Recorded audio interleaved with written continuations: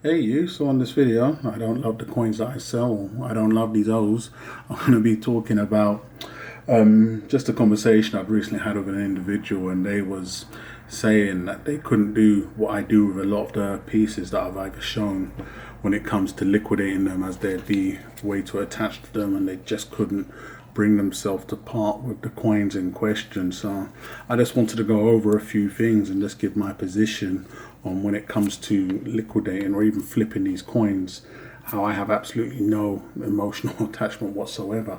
I feel like this far in the game, it's definitely helped me, whether it's been to avoid a coin I could have liquidated and made a large profit off, and didn't, whereas I took advantage of the opportunity from being in the position that I am and went ahead and liquidated it as soon as possible, as soon as I found it the ripest and perfect time.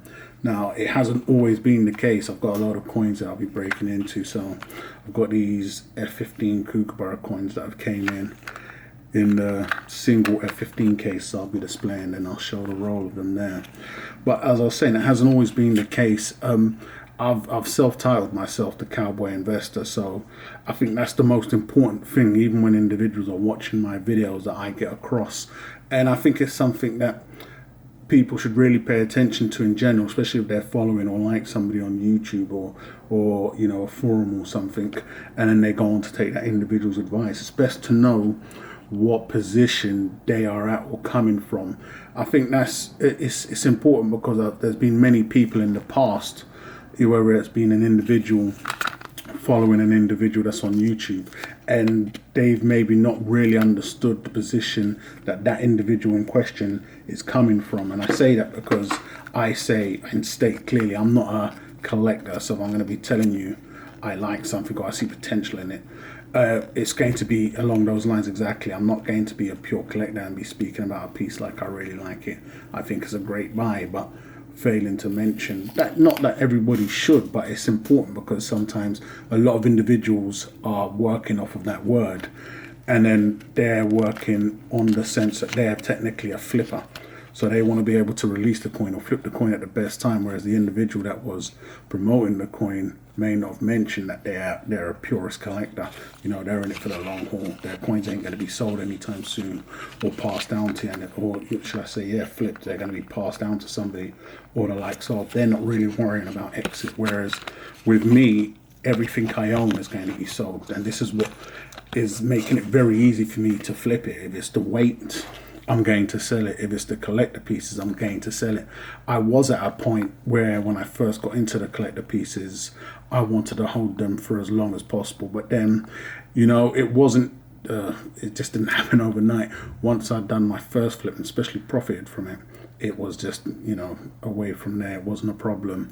And I've seen the benefits it's brought to my stack. It's definitely spiced up the whole stacking experience for me in general, as, it's as always going to be weight's my main priority, but with these collector coins there's a lot of potential here, and I've just been exploiting them to the fullest. You don't really need to be, well, for me, I've not needed to go into something as hard as cryptos to see gains, whereas it's more risk, more hands-on, but I like that kind of thing, especially when I'm in control of my own destiny. I'm not some financial advisor. It's not like I'm investing in a IC3 PCO, and I just put my money on a coin that's came out, and then we all sit back and watch along for the ride. It's a lot different when you're trying to pick a winner. It's definitely adds a bit of flavor to the game. So looking at this here, it comes in a fabulous 15 silver collection piece. Everything I purchase is going to be sold on for a profit, So, as I keep on saying, when you're looking at pieces like this, these are the only pieces that would technically get me in trouble in the long run. These are the pieces where I do pick them up, but I have a strong liking for them. So, an individual can be looking at it like, well, this is just not the biggest or smartest purchase. But for me, I see this and think, because I have a lot of liking for it, I can see the similarities with another coin within this range that does well. Anything that comes out of any slight variant even though I'm not very keen of the privies and the likes of, I think can work in this coin's favor. So for me, it's like a very strong coin. I like it, but it could be a very big risk. So this is a prime example of a purchase where my emotions can be getting the better of me, and your emotions definitely do become clouded, because I can look at certain coins individually that shine like that, and I just think at the back of my mind, well, good luck. And it could be the same with this, but so far so goodish, I would say. I've always liquidated weight when the time's needed. If you've seen previous videos where I've shown I think I done a video of the Royal Mint Lunar coins, and I'd said I wanted to go on to pick up the entire range, and even some of these 1 ounce Britannia coins, and I've had some of these. When the time came, not being attached to the coins at all helped me to liquidate these and pump them into getting more of these. And this was just one of the power plays that led me to go on to only increase my weight as time went on. It was only through being in that position and not thinking and not being attached to these coins that I was really able to take advantage of that. Now with these, I then go on to sell these to acquire more weight back. So when we're looking at the Britannia coins, so when I've done a video saying I wanted to fill a tube, those were liquidated. I think for me, responding to the impulses so fast, a lot of times I'm just catching up with myself, but I know that once it's time to go, it's go. So you get into that mode. It's not something I can't say, well, look, when these points come in, it's all about how the individual responds to themselves in the end of the day. Because that's also part of the question the individual was asking, whether I know. I'm learning just as much as everybody else or anybody else watching this video. By no means have I got this mastered, or, from when I first started my channel, it was my progress getting into the collector coins. I'd already stacked a lot of weight. I'm just winging it as I go along, literally. Some have been successful, some haven't been as successful. I do have a lot of the previous purchases. The plus side, it was on very perf mint heavy. So when I've been reselling them, they've held their value. So those are definitely very good coins. But when I'm coming back in and converting some of this more stronger collector pieces, I'm putting them straight back into pieces like these. I was fortunate enough to do a trade with a friend with some of these. So when we're looking at these, one of the 5 ounce kangaroo coins, gold nugget coins I owned, was able to be flipped back into these with the metal. So the bulk of those have gone now. Then I was able to also flip those for these. Acting fast, once I've seen this become available or known that they was coming out, I was able to act upon it there and then. That's another plus side of not loving or being emotionally attached to these coins, because I've self-proclaimed a cowboy investor. I'm going to do whatever I think can go on to build my stack in the long run. So when I'm getting the 5 ounce gold coins, knowing it was something that could work in my favor, I put those out immediately. Spot was strong at the time of releasing this video. We've got somewhat of a weak gold spot, which is great because I was able to flip coin I got not too much over spot into something that as time goes by is going to be a lot stronger. But also I'm now in a great position, as I've done another sale recently, to go on and pick up more weight. It's at a cheaper price. So it's literally just step in and step in and step in. And it's this process that's attracted me to having this line of thought. I don't want to be sitting on a whole range of coins as I was before. Yes, I know some individuals are purist collectors. It's always going to affect them the most. They're always going to be the ones. And individuals have said this to me before, that they're miffed because flippers like myself have come along and they're taking up coins that they may be interested in, but they can no longer get them. But I feel these individuals are just playing their role. We're at a point in life where it's happening in every single market. You won't find an individual that's either trying to get into housing or something, blaming the other man. I don't want to put myself in that position. If I'm too busy complaining or blaming, then I'm definitely doing something wrong, or I shouldn't even be there in the first place. It's easy to point the finger at a flipper coming along and ruining the collector market. If it's not the flipper, it's going to be the dealer. As we can see right now, everybody's very upset with likes of Atmex, I'll call it as I see it once again. But in the end of the day, they're a business. Has anybody ever called them up and inquired or heard what they have to say about these things? As immoral as it is, and it is price gouging, no matter how you look at it, I'm sure their response to you is going to be a strictly business. It's totally above board and legal. Technically, they can do whatever they want to do. Each individual has a choice to act upon either knowing and understanding the game and not getting caught, when the big wave comes in. If you're going to spend time blaming the flippers, then when there's no flippers, then blaming the dealers. And then you're going to have a situation where you end up blaming the mint. At the moment, we can do all of them. So, that's always going to be the purist collector that wants to get the coin for whatever. But all of it is needed, especially when you're looking at any market, especially the flippers. I think they go part and part, part in hand, part and parcel.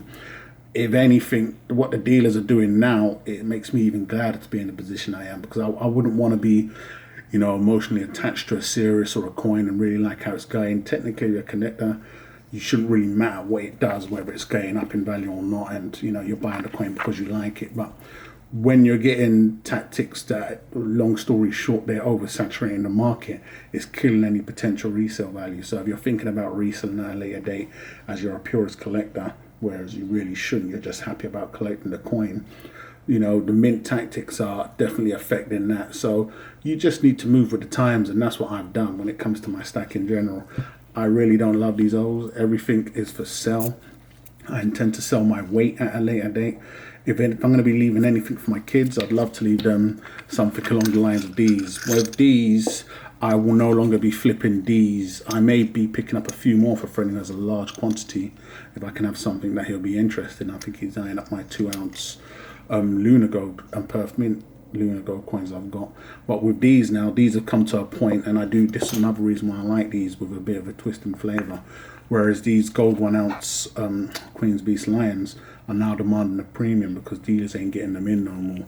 So I'm seeing that they're sitting pretty. So when it comes to liquidating, should we see another coin or series that leads me to pulling the trigger, which I don't think we'll be seeing anytime soon. We know what we're getting with the Rwandan boys and everything, and the likes of. These are now staying and going along for a full ride, so I'll never be liquidating these. But when we're talking about normal 1-ounce Britannias, which I do have, but just not here with me, they will definitely be up on the chopping block or walking the plank, should a good opportunity to go on and build more ounces in the long run. Each time I've done a flip from bullion into a collector coin, it's been late in the game, so I've always benefited and learned from previous experiences. So fortunate for me, it hasn't been on a dud where I've put it into something and it's just gone on to sink. But I think it's each individual's different. As I've mentioned, I hope I've got that across, that for me, I'm an individual. I have no attachment to these coins whatsoever. I look at my stack and want the strongest stack. I would end up leaving something like these for my loved ones because I feel they're bullion coins and they're strong enough to do what they can do. Even coins like these could cut the grade, but these would get dropped in a drop of a dime, literally. Should something come along, whereas these are more inclined to hold these for the ultra long term now, because they're UK VAT free coins, capital gain tax free coins. But everything you see here is for sale in the long run. There's no emotional attachment. They are nice and ooey gooey, but it is what it is really. This would be the closest thing to an emotional purchase for me, and I still think in the long run I'll be able to easily flip these. These come, you get your fancy pantsy. It could make the big difference or the small difference to an individual, and it's the privy pimping at its finest, but it's on a piece that I do personally like. So we'll have to see how that works out in the long run. But that's just answering that and just letting individuals know my situation, my position when it comes to flipping these coins or anything of the likes. I really don't love these O's. It's strictly business. Atmex is going to tell you the same thing. Price gouging. Each individual needs to understand that we're at a point in time where you really need to act fast, and if you're hesitant or you blink, you could miss it, or you'll just get hit with the stick that you don't like. The dealer tactics ain't going to change. They're going to become more and more extreme. There's going to be a nicer thing coming out. Once I understood that this coin is selling right now in the secondary market for a fantastic price, will it sell for more? I do believe so. You could be looking at a coin that's technically $10,000, 7,000 euros, 8,000, you understand, when we're talking pounds or whatever. But I think it's at a nice price point, very liquidable now for me, where I can make a very handsome profit and pass it on to the next individual. I think that's also important, especially when you're not giving them a hot potato and it just explodes in their hand. There's a lot of legroom for it. But for me personally, I think if you're going to liquidate, it's a perfect time to liquidate. You can definitely make double your money than what you paid on it, depending on how much you paid, and even more should you go on to do things like grading and stuff. I'm at a position where it's perfect times. Literally, it's a perfect coin I'm showing, time of releasing this video, to liquidate it. So an individual, whether they're a purist collector or still want to be able to go and sell it for more, can do so. But for me, it's done. It served its purpose. I liquidated some other pieces to put into these pieces. So I'm going to wrap this one up, but it'll be great to hear what your position are. If you're a purist collector and you just hate everything, or you're an individual pointing the flippers, you know, the dealers, and then the mint for ruining once upon a time what was a great thing. Time moves on, so, you know, I think you also need to, you know, otherwise you're just going to feel a whole world of pain if you keep getting stuck in the past. Are you a midway flipper? Do you have certain pieces you will and you won't flip? If I'm not flipping something now, it's because I think I can get more for it at a later date. But sometimes I look at things and think, you know, it's 5,000, 6,000, no problem. When we get to 10, 12, yeah, sure, someone will pay for it. And especially when we're talking about gold. But do I want to be there? It's going to take longer to liquidate, so I'm more than happy liquidating now. With the silver pieces, as I've mentioned before, I'm liquidating as soon as possible, whether it's, you know, proof or BU. BU is a lot less risk, but proof, I don't want to be the individual holding the slab. I think that would be a nightmare scenario, a 70 with a big pop shot on it. It's just gonna absolute dampener.